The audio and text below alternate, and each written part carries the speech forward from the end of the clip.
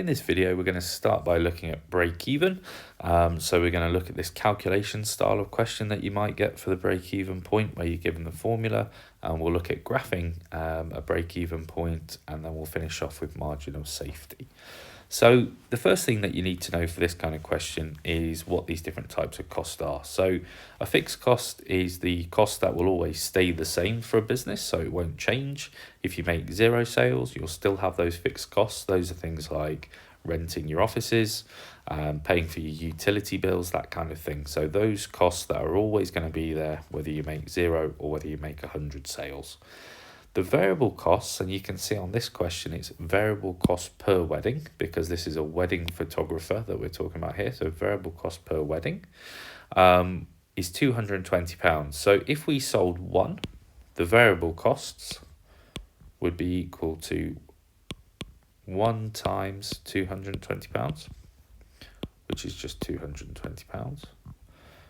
If we sold 10, so 10 wedding packages, it'd be 10 times £220 because the variable cost is per wedding. So that would be £2,220. So variable costs will change depending on how many you sell. And then finally, they've given us an average sale price here of £850. Now that average sale price per wedding, again, that's what you're going to get in from the wedding. That's your income. Okay, so let's start then with working out the number of weddings that we need to break even. So we know that the top of our formula, so we've got break even point, is equal to fixed costs, which are £2,520 divided by, okay, so we need to work out what the bottom of this formula is going to look like. So we need to take our selling price first of all. So our average selling price, we have that up here, of £850. So we're going to take 850 and we're going to knock off the variable cost. So the variable cost that we need to look at here is 220. So we're going to do 850 minus 220, and that is going to give us £630. Okay, so we know that the bottom of our formula here is £630. So we've taken our average selling price per wedding, we've knocked off the variable costs because that's what we need to do for our formula, and that's how we've worked out the bottom of this formula here. So break-even point is equal to fixed costs divided by selling price minus variable cost. Okay, so now what we need to do is actually work out how many that is. So £2,520 divided by £630 is going to give us 4 as the final figure. Now this isn't £4, this is 4 weddings that we need to sell to break even. So if we sell 4 weddings, we will cover all our costs, so we won't make any profit and we won't make any losses. Okay, so let's get into the next type of question. So this is actually graphing a break even. Now what I recommend you do is use those packs that I was giving out on Friday and have a go at these questions. Okay, if you don't have these questions, come back to me and we can hand some out. So break-even analysis for packed lunches. So we can see here we're being asked to carry out a break-even analysis for the packed lunches, and costs must be classified into either fixed costs or variable costs. So we're being asked to do 2 things here. So one of the things we're being asked to do is draw. Okay, the other thing we're being asked to do is label the break-even chart. So draw and label the break-even chart. So you need to make sure that every line that you draw, and it's asking you to graph all of these things here, each one of those that you do, you have to make sure you label the line as well. So let me just get rid of all these scribblings that I've done here. So draw and label. So first thing we're going to do then is we're going to start with the fixed cost line. So we can see in our table of data that we've been given that at 0 sales, the fixed costs are £600. And you'll notice here that they stay the same all the way along. So whether I'm making 100 sales, 200 sales, or 300 sales, the fixed costs are always £600 all the way along here. So what we know from that is that our line is always going to be at 600. So if I go down to this chart here, so at 0 sales, and you can see at the bottom of the break even, we've got sales of packed lunches, and along the side, we've got cost and revenue.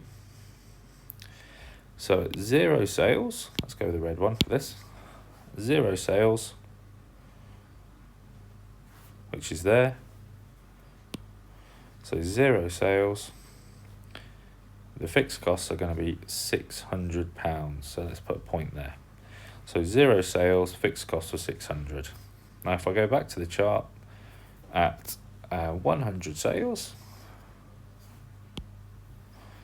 the fixed costs are also going to be £600. Again, we've got fixed costs highlighted here because that's what we're looking at the moment. So 100 sales, the fixed costs are £600. At 200 sales, the fixed costs are still £600, and at 300 sales, the fixed costs are still £600, as we can see here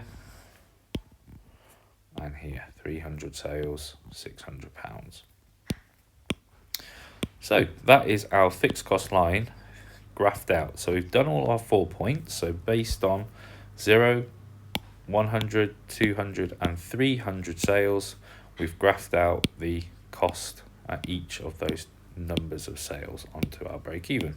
So what we're going to do now is we're going to finish off our fixed cost line and by drawing it onto the chart. So again, always recommend that you use a ruler for this.